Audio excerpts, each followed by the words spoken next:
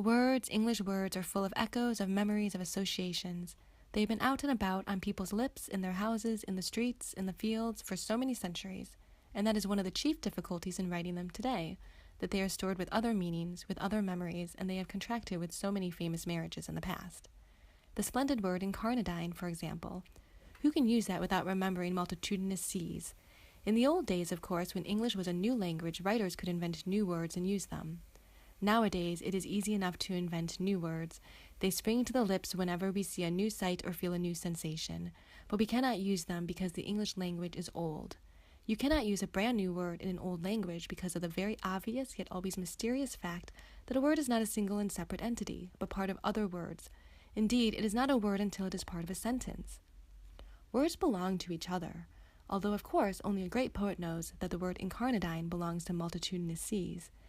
To combine new words with old words is fatal to the constitution of the sentence. In order to use new words properly, you would have to invent a whole new language, and that, though no doubt we shall come to it, is not at the moment our business. Our business is to see what we can do with the old English language as it is. You just dive in. New spaces. You want to let kids feel places. emotionality, How do you understand emotion. How can we combine the old words in new order so that they survive, so that they create beauty, so that they tell the truth? That is the question. And the person who could answer that question would deserve whatever crown of glory the world has to offer. Think what it would mean if you could teach, or if you could learn the art of writing.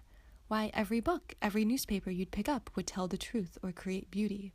But there is, it would appear, some obstacle in the way, some hindrance to the teaching of words. Well, where are we to lay the blame? Not on our professors, not on our reviewers, not on our writers, but on words. It is words that are to blame. They are the wildest, freest, most irresponsible, most unteachable of all things. This draws my attention. Walk towards it. There's no denying. And why would this be interesting to me? Gee, I don't know. Possibly because of what's happening politically. Of course you can catch them and sort them and place them in alphabetical order in dictionaries. But words do not live in dictionaries. They live in the mind. If you want proof of this, consider how often in moments of emotion, when we most need words, we feel none. About it. And I would appreciate it if it was scuttled. Yet there is the dictionary. There at our disposal are some 500,000 words, all in alphabetical order. It is only a question of finding the right words and putting them in the right order.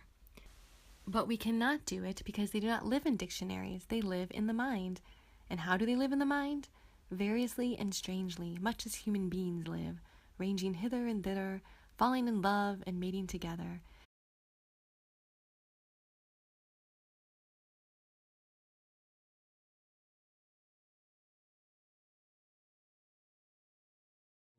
The defense is probably going to ask for no jail time. Prosecutors will ask for at least 10 years. I expect somewhere in the 5 to 10 year range. But most importantly, they're going to say these 5 additional accusers who are allowed to testify in this case never should have been allowed to testify. What are you drawn toward?